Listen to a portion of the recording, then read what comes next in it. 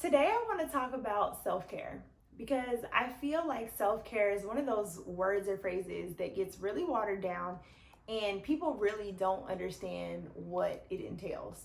So, I want to dive in for a little moment to just talk about what self care is, how we can utilize self care in our life, but most importantly, how you can do self care on a budget. So, let's get right into it.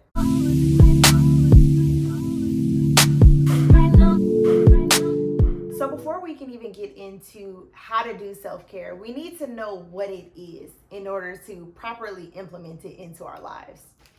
So, the definition of self care is the active role of finding ways to improve your life. That can be through health, that can be through eliminating stress, that can be through just an overall improving your quality of life. So, from that definition alone, I know you're probably thinking, like, well, I can do a billion and one things to say I'm doing self care, but it may not be proper self care. I'm going to talk about how we can practice self care and make it really infused into our day to day lives so that it's something that we can keep up forever. When we think about self care, there's this aspect of biological, right? So, how are we taking active roles into our life, whether it's through physical activity, whether it's through getting involved in your local community, whether it's, doing exercise? What are those elements to help you in your self care regimen? Then there's psychological. So, looking at your mental well-being, looking at the very things that may be causing some emotional imbalances in your life that don't give you access to just kind of take a step back and relax, find that balance. Be spiritual, right? So for some of you that may look like religion, so trying to find the connection to your higher self or to source. To some of you, maybe you aren't as spiritual or religious, and so maybe you're just looking for hope. Maybe you're just looking for that space where, you know what, I'm living for something. I feel like I'm actually waking up every day and I'm finding some level of joy to function in this world. Because to be honest with you, a lot of things that are happening in our lives suck. And us trying to have the connection with the external world, sometimes there's a bit of a barrier because you don't feel like you align with what's happening in the outside world. Spiritual wellness or some level of connection to something bigger than yourself is really important when thinking about self-care. The aspect of interpersonal, right? So thinking about your social aspect of life, thinking about how you can connect with a family member or a friend, a cousin, a lover, whatever the title is, finding a way to be connected outside of yourself in a way that helps you stay motivated, in a way that helps you stay supported, as well as being loved to be able to function in life. When I think about self-care, I think about all of those factors because I don't think that self-care can be one thing, and I don't think that in order for me to have balance in my life that I can only look at one aspect, right? So I know for me, there are a lot of times that I have a lot of anxiety and stress. So I also know that, full disclosure, I like to emotionally eat.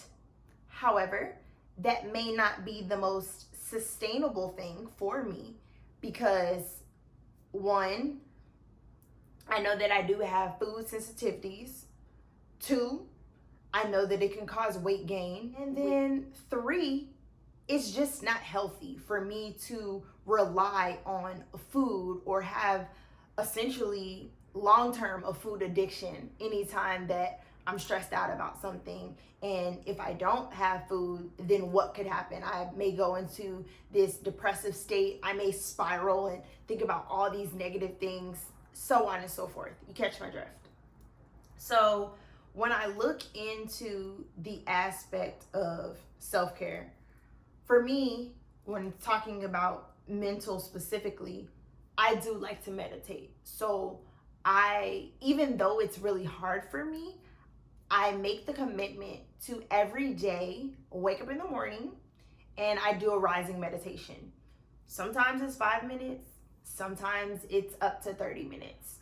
But just allowing myself to sit still, to take a breath or a lot of breaths, and to be able to find that connection to source, right? So I'm eliminating all of the thoughts that I'm experiencing as soon as I wake up, that I've experienced it from the day before. And then I just take a step back. I allow myself to be still. I close my eyes and I go within. And I utilize my breath to help me anytime the racing thoughts keep coming back up. I let them pass through. I find myself to relax again. And then I continue to tune into my breath work. Now, meditation does not have to be sitting still in a cross-legged position, closing your eyes, channeling Om. I also like to utilize the practice of what I call active meditation. So for the creatives, for example, that could be through art, that could be through painting, through coloring. I personally color. I do adult coloring books. I have no shame in that I do adult coloring books, and it's really fun. It's joyous. I'm allowing myself to decompress. I don't think about anything while I'm doing this. Growing up, I used to utilize dance as an outlet for self-care. So it was really giving myself the opportunity to say, you know what? I don't care how depressed or stressed I am. When I'm on this stage, when I'm in practice, it's all about the connection that I have through this element of physical movement, because that physical movement for me allowed my body to release, to physically release the emotional stressors that I was experiencing. The coloring book that I found, I got from the dollar store. Coloring pencils, $2. Dance does not require anything besides maybe if I want to learn a routine, then I go on YouTube or the internet to find it. I can book a class under $20 to be able to have that experience. Meditation is completely free. I don't pay for anything, but I do know that there are some beneficial apps for those of you that are trying to get into meditation, but it may be a little hard, and I will put those down in the description box below. I like to utilize education as an act of self-care. It sounds a little peculiar, but bear with me. So I don't know if you all subscribe to email lists, newsletters, if you read the news source, Huffington Post. I'm sure there are things that actually are very insightful to you. There are things that you actually enjoy reading. And so my act of self-care is giving myself the ability to unplug and read things that bring me joy. So I love to read about food blogs. I love to find new recipes because I'm getting more into enjoying cooking. It's still a work in progress, but it's coming along. It's coming along fine. So I really enjoy food blogs. I really enjoy lifestyle blogs. So whether it's how to clean up your apartment, I'm really into the Marie Kondo method, finding ways to redecorate. So that's even like interior design. I also really enjoy travel blogs as well. And so I, sign up for different email sources, and I'm looking to see, okay, what's the coolest deal on going to South America? Or how can I find a way to get a discount code so your girl can travel, up the street like next weekend? Things like that I'm always staying privy to because it helps me practice that balance of self-care. Interpersonal, for me, I really enjoy being around my friends. So I probably call my mom every day, sometimes multiple times a day, but I know she loves me. I also make sure that I have check-ins with my friends. So I recognize that it's not always about me, right? So Sometimes I'll just check in with a large group of my friends once a month. I'll just scroll through my contacts. I even clean out my contacts every month. I clean out my text messages, emails once a month. But I'll go and I'll just send out a nice quick text message saying, hey, like, just checking in with you, seeing how you're doing, what's new. Because to be honest with you, social media is a lie. It doesn't really tell you anything about what's happening in anybody's life unless you pick up the phone and call or text. So for me, having that social support and having that ability to check in with my friends, to chat, to, you know, bounce ideas off of if I'm looking to do something new or really finding that I have that creative roadblock, I'll typically hit up my friends. It can be with a friend, it can be with a professional. I know personally that I have found a lot of different resources to find affordable therapists. I know that therapist is like one of those words that a lot of people kind of shun or they just don't want to talk about because it's not common for people to talk about their feelings. It's not common for people to vent, for people to be vulnerable, for people to talk about the very things that are stressing them, even if it's not something serious, right? So like, even if you're not 100% depressed, even if you're not experiencing heavy bouts of stress, maybe there's just something in your day-to-day life, work, or, you know, your friend doing something crazy, or your boyfriend or girlfriend, that you just need somebody to talk to. It's really important for you to be able to communicate what is bothering you. But for those of you that don't want to seek out a therapist, for those of you that don't want to have that moment where you want to be open to someone else, write it in a journal. I do audio journaling, so that is something else that I really appreciate with my self-care practice. Audio journaling is simply like I pull up the voice memo on my phone and I talk out loud. So for me, I like it because it's essentially as though I would be talking to someone else, except I'm just talking out loud, audibly getting out the very things that are holding over on my head and probably making me lose sleep. I sometimes write in my journal, but I notice because I'm on the go a lot, I prefer the audio journaling. There are aspects of self-care that I utilize that are monetary because for me, the longevity of it and that reward, I am committed to. So I do go do facials once a month. That is probably the only thing that I'm actually spending real money on, because I do have skin sensitivities, I have food allergies, and I do have hormonal acne. And so getting facials a month, not only does it make me feel like a newborn baby, but it allows myself to get pampered. It allows myself to have the conversation about what is the inner work that I'm doing, right?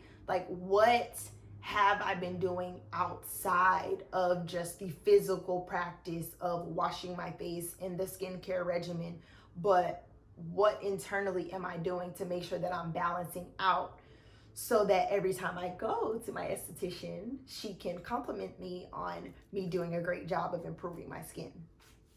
But even aside from that, like, let's say if I didn't have my esthetician in my life, which I hope that never happens, but let's just say if I didn't, right? One of the biggest components that I'm doing in my life is what I eat and what I consume. So I am plant-based, and that was a journey of like so many years. I started in 2009, and so I'm very mindful about what I put in my body. Being plant-based is really not expensive because vegetables, most of them cost less than $5. I typically spend $30 to $50 a week on groceries. For the most part, what I'm putting into my body and my daily diet is not expensive at all. And so for me, the food that I consume actually brings me joy. I enjoy finding new recipes. I love flavor. So food itself coming into my body is like heaven. So even that, like doing a nice home cooked meal, if you want to go to a cooking class, by all means, but again, keeping it on a budget, finding a cool little recipe online, hitting up one of your friends or maybe your significant other, and coming home to make yourself a cooked meal. Like, that is a grandiose act of self-care that most people just like throw by the wayside because you're probably ordering out, you're probably eating fast food every other day, but you're not realizing that the foods that you're consuming actually play a pivotal role in your emotional well-being as well. Not telling anybody to go plant-based by any means.